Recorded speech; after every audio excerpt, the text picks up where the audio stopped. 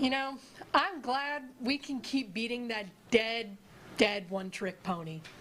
Sneak peekers, if you were worried that this very relationship-heavy episode would waver in its anti-relationship propaganda, rest easy, because it's time to discuss contractual relationships, of which we are a part of one. From giving us some of the most awkward points in film promotional circuits to giving us some of the best pop music in recent memory, this is the world where the only courting happening is courtroom settlements between managers and studios. Go on, lovebirds. Give us nothing.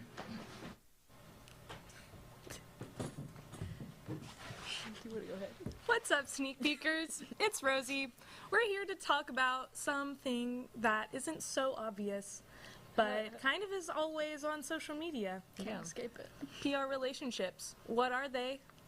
Who are they? We're about to find out. Yeah. Who am I with? Bridget. Carol. Let's dive in. All right. We have a first couple that we want to discuss. Wait, Bridget, you had a original prompt for this segment, which was Well, yes. So, the drama, right?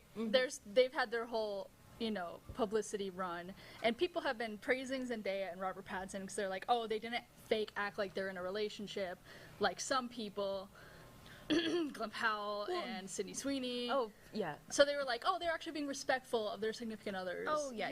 And they're not being physical. Yeah. Well, I was about to say, Robert Pattinson has a kid and Zendaya's married, so they can't really... Yeah, and Robert Pattinson did a similar run with Jennifer Lawrence for That My Love. If you guys were there last year, it was really fun. When they did the lie detector test, I like that. So I guess it's I feel like they have a brother-sister relationship. Yeah, the Robert Pattinson charm, I feel. Yeah. Yeah, but that's not the case because, as we already brought up, we're talking about Sydney Sweeney for the second time this episode. Whoa, fun.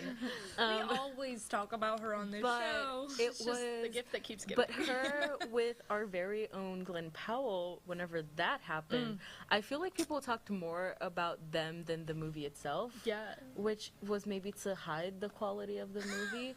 But That's how I heard of the movie. It was people talking about their relationship. That's how I That's met why I Sydney didn't want to Sweeney, watch because the I movie. didn't watch Euphoria, and that was the first time that I heard of her. So it was weird.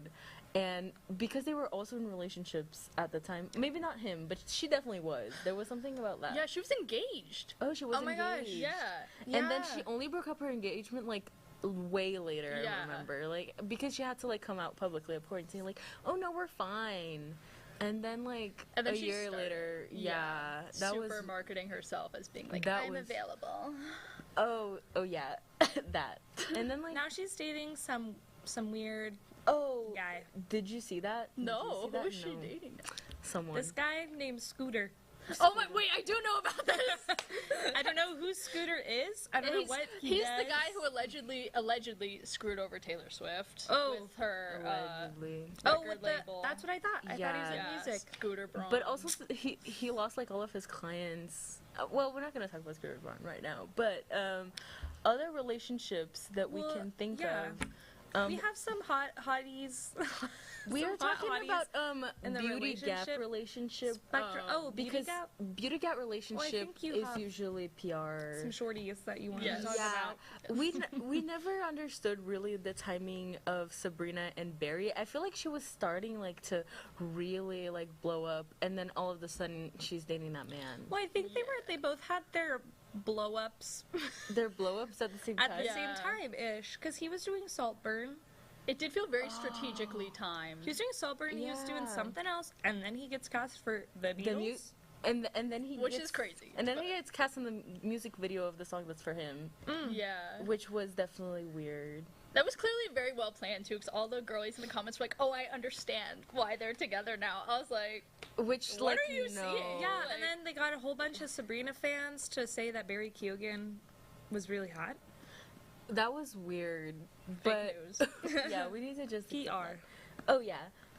Any last couples that we gotta bring up? I thought the Margot Robbie, Jacob Elordi thing. Oh, in the press Wuthering was Heights weird. Was a little bit weird. They didn't play it up too much, but it was enough where it was And I just think it's You know? weird because they're from two generations of actors. I hate to say Yeah. it, but Margot Robbie, she's she's like in this a different. Like she was doing movies. She's with not in Leo. Sydney Sweeney's generation now. Yeah, she was. And Jacob, we were Leo. just talking about Joey King. Like that's his age group. Exactly. He should be with the kids, and Margot's a little more veteran. And she's married. Oh yeah, that's And that's her husband true. was a producer on the film. So I Also think that I think that's always a good indicator. If they're in a relationship with other people and married, that's probably PR. Cutest So, PR yeah. relationship. Thank you guys so much for joining Holland, us. We'll be Zendaya. back after the break.